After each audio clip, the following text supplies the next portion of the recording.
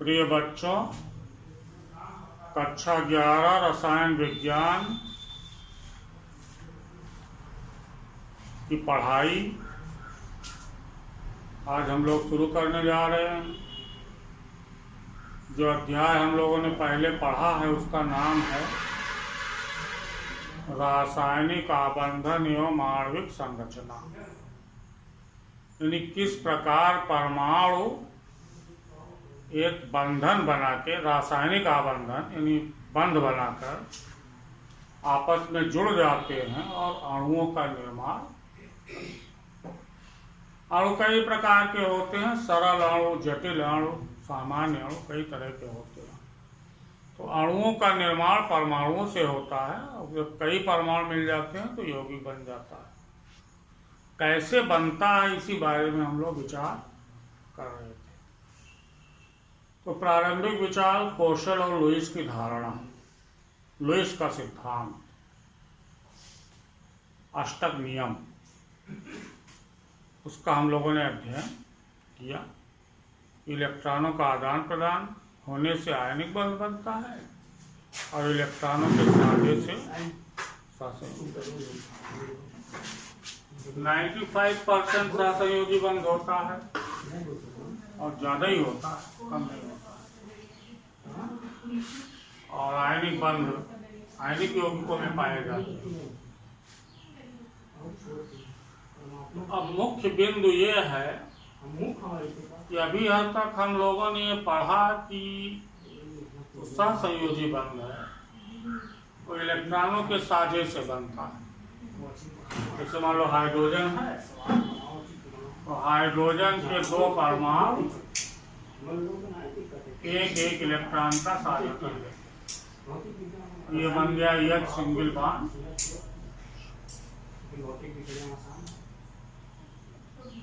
ठीक, ऐसे ही फ्लोरीन है, मान लीजिए फ्लोरीन का परमाणु क्रमांक 9 होता है, तो इसके पास इलेक्ट्रॉन बाहरी 7 होते हैं।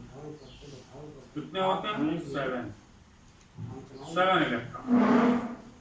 एक एक इलेक्ट्रॉन का साझा ये भी कर लेते, यही सहसंयोजी बंध बन गया। अब ये इलेक्ट्रॉनों के साझे से बनने वाला बंध 3 चीजों के बारे में नहीं बता पाता, कई चीजों के बारे में नहीं बता पाता।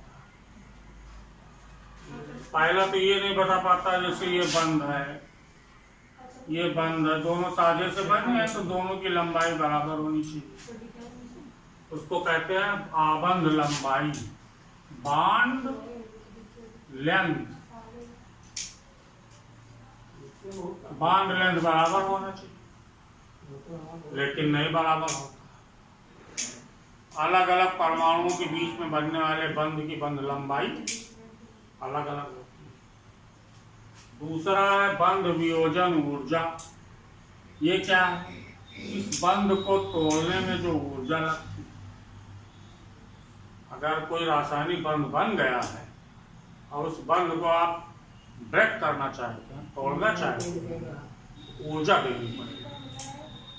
उसको कहते हैं बॉन्ड डिसोसिएशन एनर्जी या generally bond energy, bond energy.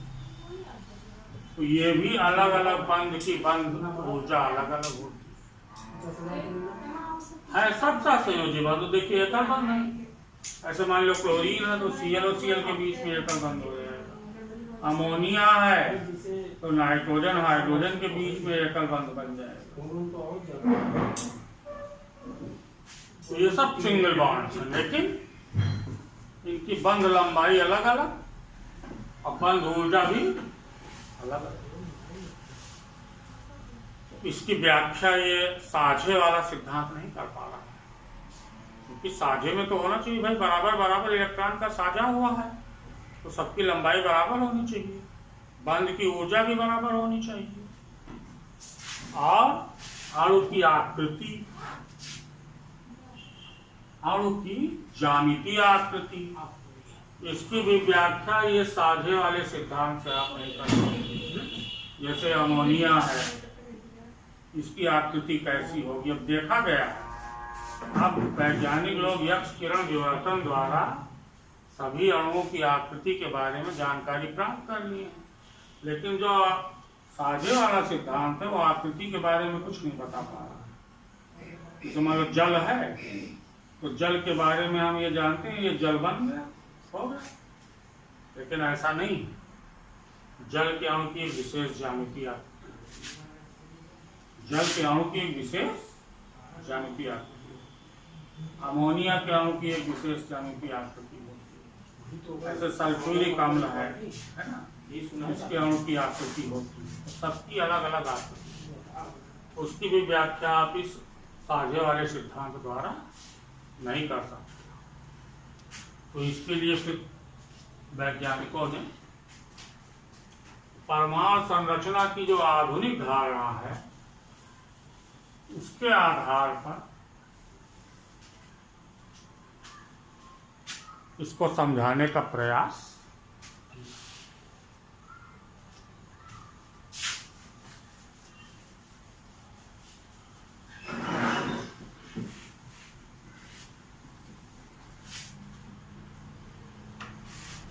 इसी क्रम में हम लोगों को पढ़ना है संयोजकता,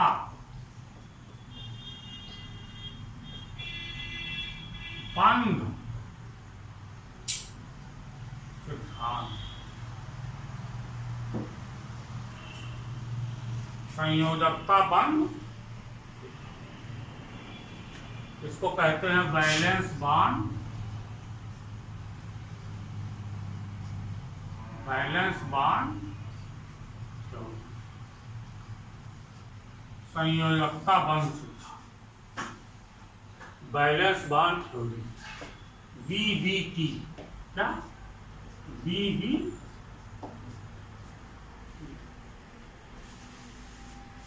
अब इसके बारे में हम लोगों को जानना है। तो ये परमाणु की जो क्वांटम यांत्रिकी है उससे रिलेटेड है। इसके पहले एक दो चीजें और रह गई हैं, उनको हम लोग पहले पढ़ लें, लेकिन उतने ठीक से वो क्लियर नहीं होंगी जब तक आप इसको नहीं पढ़ें। जैसे वेस्पर सिद्धांत, संयोजी कोष इलेक्ट्रॉन युग्म प्रतिकर्षण सिद्धांत, वो अणु की ज्यामिति के बारे में बताता है। उसकी चर्चा हम लोग करेंगे, विस्तृत चर्चा करेंगे। उसमें दो प्रकार के इलेक्ट्रॉन युग्म लिए गए हैं।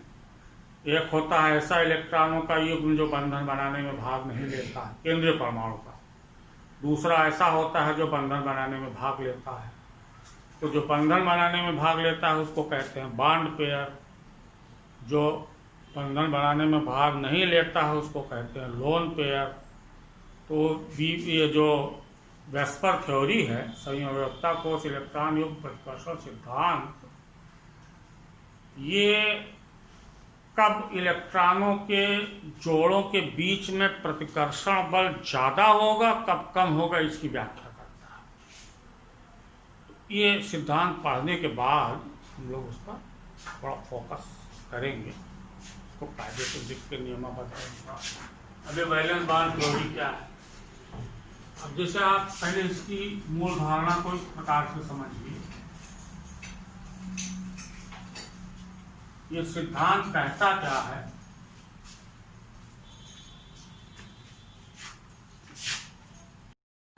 हाँ बच्चों, तो अब हम लोग पढ़ेंगे क्या? संयोजकता आबंध सिद्धांत। संयोजकता आबंध सिद्धांत। संयोजकता आबंध, valence bond theory, valence bond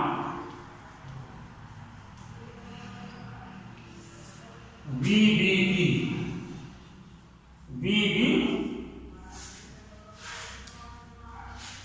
तो आधुनिक परमाणु मॉडल ये कहता है कि इलेक्ट्रॉन अलग अलग आकृति और ऊर्जा वाले ऑर्बिटल में रहते हैं।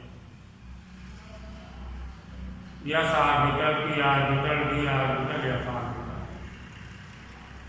और किसी भी एक ऑर्बिटल में अधिकतम 2 इलेक्ट्रॉन रह सकते हैं। उन इलेक्ट्रॉनों के चक्रण की दिशाएं विपरीत। तो जिन परमाणुओं के सभी ऑर्बिटल में इलेक्ट्रॉन युग्मित हो रहे हैं, वो बंधन बनाने में भाग नहीं लेते।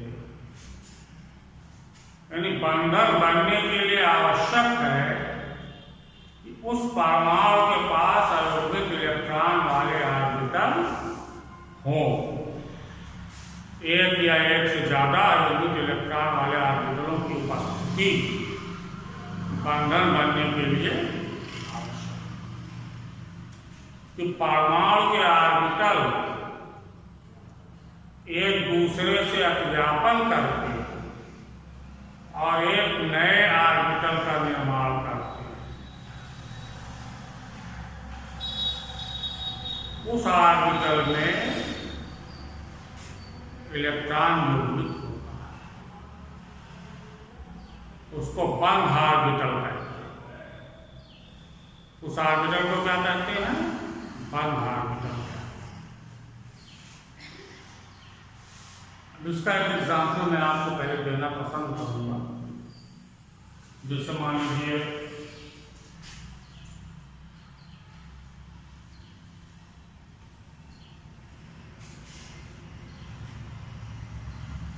क्लोरीन, अमापना, तो इसका इलेक्ट्रॉनिक विन्यास जब हम लोग बनाएंगे तो क्या बनेगा? 1s में 2 इलेक्ट्रॉन, 2s में 2 इलेक्ट्रॉन, 2p में 5। ये इसको हम लोग शो कैसे करते हैं? ये देखिए, ऑर्बिटल को हम लोग प्राय चौकोर या गोल लाइनों द्वारा, मतलब खानों द्वारा बनाते हैं। तो मान लीजिए एक ऑर्बिटल आपका यस वाला पहली कक्षा, इसमें इलेक्ट्रॉन युग्मित 2 इलेक्ट्रॉन, मतलब इसमें भी इलेक्ट्रॉन युग्मित, 2s में भी इलेक्ट्रॉन युग्मित, 2p, ये p कोष में कितने ऑर्बिटल होते हैं? 3 ऑर्बिटल। p कोष में कितने ऑर्बिटल? 3 ऑर्बिटल। तो इसमें होने के नियम के अनुसार इलेक्ट्रॉन भरेंगे 1, 2, 3, 4, 5। देखिए ये युग्मित इलेक्ट्रॉन वाला ऑर्बिटल, इसको बंधन बनाने से कोई लेना देना नहीं। ये युग्मित इलेक्ट्रॉन वाला ऑर्बिटल, इसको भी कुछ नहीं, नो। ये भी युग्मित इलेक्ट्रॉन वाला ऑर्बिटल है और ये भी युग्मित इलेक्ट्रॉन वाला ऑर्बिटल है। बचा कौन? ये बचा, इसके पास एक अयुग्मित इलेक्ट्रॉन है। अब ये p ऑर्बिटल है। p ऑर्बिटल की आकृति कैसी होती है? डमरू जैसे।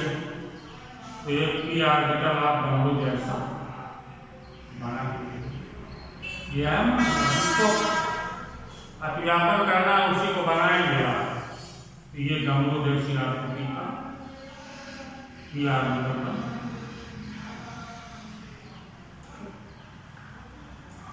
एक फ्लोरीन और है, उसका भी एक p ऑर्बिटल युग्मित होगा। वो ये ऑर्बिटल, ये भी डमरू जैसा होगा। ऐसा होगा। अब एक इलेक्ट्रॉन इसके पास था और एक इलेक्ट्रॉन इस वाले के पास, तो दोनों मिलकर युग्मित तो बॉन्ड ऑर्बिटल बनाते हैं और ये दोनों आपस में जुड़ गए। इन दोनों का ज्ञापन हो गया। तो कैसे हो गया? ये यह और यहाँ पर इन दोनों ऑर्बिटलों का अतिव्यापन होके एक नया बॉन्ड ऑर्बिटल, इसमें इलेक्ट्रॉन, यानी इस प्रकार से फ्लोरीन के परमाणु के दोनों परमाणुओं के बीच में अतिव्यापन द्वारा एकक बंध का निर्माण होता है। और ये संयोजकता बंध सिद्धांत हम लोगों को 2-3 चीजें बताता है। पहला ये बताता है कि जिन परमाणुओं के ऑर्बिटल्स, कोश के ऑर्बिटल में इलेक्ट्रॉन युग्मित हैं, वो कभी भी बंधन बनाने में भाग नहीं लेंगे, यानी उनका अतिव्यापन नहीं होगा। और जिन परमाणुओं के कोश के ऑर्बिटल में अयुग्मित इलेक्ट्रॉन हैं, वो अतिव्यापन द्वारा, अतिव्यापन का मतलब एक दूसरे में मिल जाना, मिक्सअप होना, दो ऑर्बिटलों का मिलकर एक बंध ऑर्बिटल बना लेना, उसी को अतिव्यापन कहते हैं। ओवरलैपिंग, एक ऑर्बिटल दूसरे ऑर्बिटल में प्रवेश करता है, चल रहा है, उसी को अतिव्यापन कहते हैं। तो दोनों मिलकर एक हो जाते हैं और दोनों ऑर्बिटल मिलकर बंध ऑर्बिटल बनाते हैं और दोनों परमाणु मिलकर सहसंयोजी बंध बनाते हैं। ये सहसंयोजी बंध बनने के संबंध में बड़ा महत्वपूर्ण सिद्धांत है। अब इसको आप एक दिन में कहीं कि पूरी तरह समझ जाएं तो असंभव। इसके कुछ एग्जाम्पल जैसे मैं आपको और देने को पसंद करूँगा। हाइड्रोजन 1s1, दूसरा हाइड्रोजन है 1s। अब ये दोनों मिलकर क्या बनाना चाहते हैं? H2। क्या बनाना चाहते हैं? H2 बनाना, यानी इनके बीच में बंध बनना चाहिए। तो देखिए ये ऑर्बिटल कैसा है? ये ऑर्बिटल ये हो गया, एक यस ऑर्बिटल ये हो गया, इसके पास एक अयुग्मित इलेक्ट्रॉन, इसके पास एक अयुग्मित इलेक्ट्रॉन। तब जब इन दोनों को जोड़ना है तो ये ऑर्बिटल अतिव्यापन कर लेंगे। क्या कर लेंगे? अतिव्यापन कर लेंगे। और अतिव्यापन होने से क्या हो गया? ये दोनों ऑर्बिटल मिलकर एक नया बंध ऑर्बिटल बना लेंगे, ये बॉन्ड ऑर्बिटल बनता है। अतिव्यापन से एक नए बंध ऑर्बिटल का निर्माण होगा और ये H और H एक दूसरे से जुड़ गए, सहसंयोजी बंध द्वारा जुड़ गए, एकल बंध द्वारा जुड़ गए। तो इसका मतलब क्या बन गया? हाइड्रोजन का बन। ये क्या बन गया? हाइड्रोजन का। तो ये सब आप कॉपी में नोट करिए, इसको हम आपको एक बार और समझाएंगे, अभी आप चिंता मत कीजिए। फिर जो है इसके बारे में और अध्ययन हम लोगों को अभी करना पड़ेगा।